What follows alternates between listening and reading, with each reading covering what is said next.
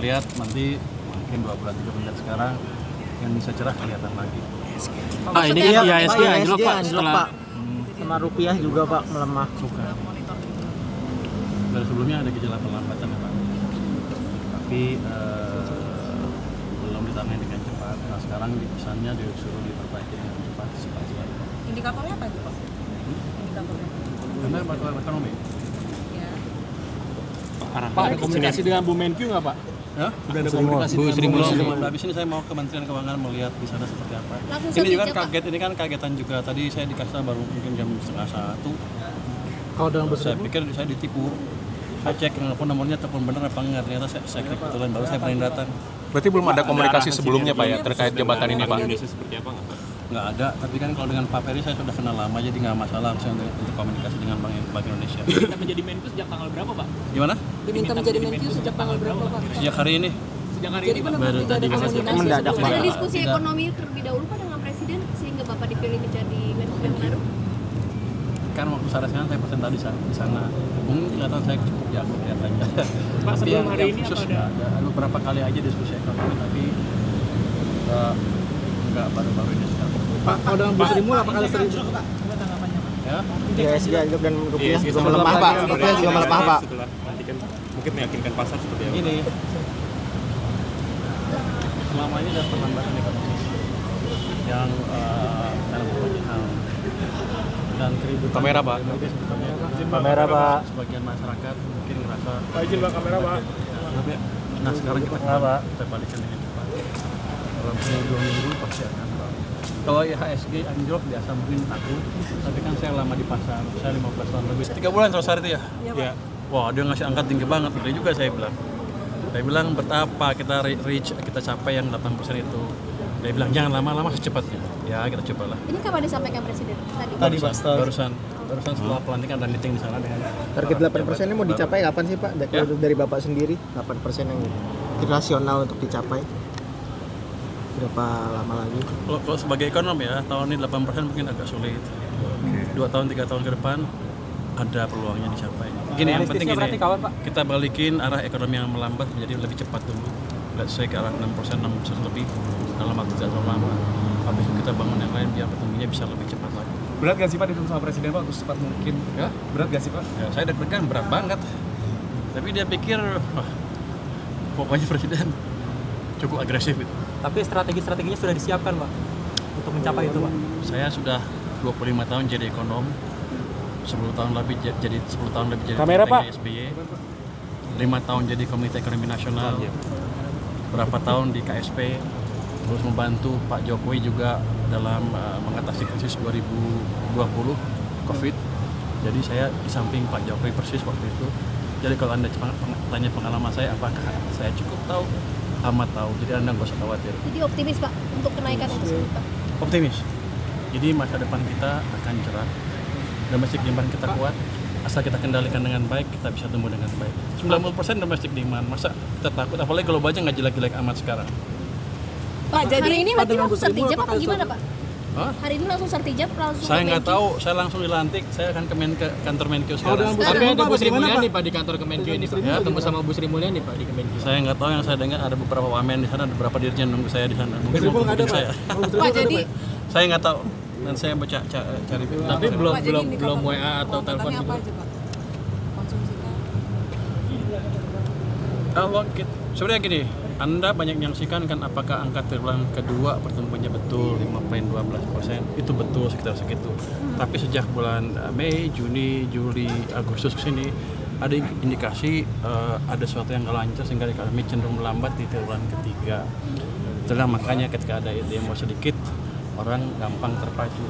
Itu jadi fondasinya sebetulnya ada faktor ekonomi juga. Itu salah satu indikator yang utama. Kalau orang kerja aja banyak, ini banyak duit, ngapain dia mau capek? Kira-kira itu. Tapi ini dalam level yang baru awal. Baru awal. Jadi nggak usah takut. Kita punya senjata cukup banyak, uang cukup banyak, hanya belum dibelanjakan secara optimal. Pak, melihat kebijakan yang mau diubah gaji nggak, Pak, dari honorer guru yang sudah seperti ada, itu, Pak? apakah ada? Saya belum lihat, saya belum tahu, saya akan cek dulu di sana. Pak, berarti belum ada komunikasi dengan Bu Sri Mulyani ya Pak? Ya. Ya. Di LPS saya sudah mengundurkan diri sejak dilantik ini, jadi saya bukan ketua Dewan Komisioner LPS lagi. Nanti di sana ada mungkin semacam pejabat PJS. Di sana kan masih ada Dewan Komisioner di sana. Itu yang ganti saya sementara di sana, PLT-nya. Dalam waktu dekat bakal ada rapat KSSK nggak Pak? Sejak kan Menteri Keuangan sebagai ketua komite KSSK Pak? Belum. Kita kan 3 bulan sekali ya. 2 bulan lagi kalau nggak salah ya. Betul Pak. 2 bulan lagi ada rapat KSSK. Tapi kan kita ada rapat deputi setiap 1 bulan sekali. Baru berlangsung 1 minggu yang lalu ya. 3 minggu lagi ada rapat lagi rapat deputi. Saya nanti akan lihat hasilnya seperti apa.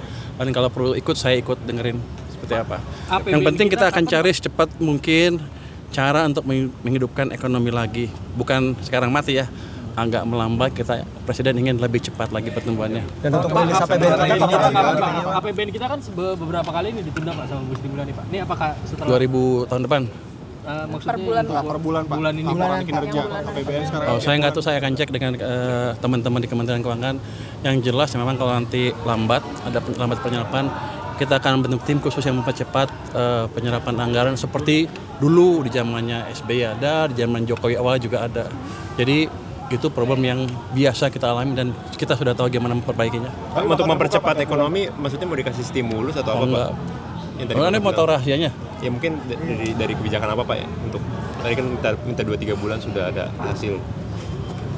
Gue udah Menteri Keuangan. Udah boleh ngomong. Jadi gini, kalau saya lihat masih ada pengelolaan uang yang masih belum optimal. Kita akan perbaiki itu.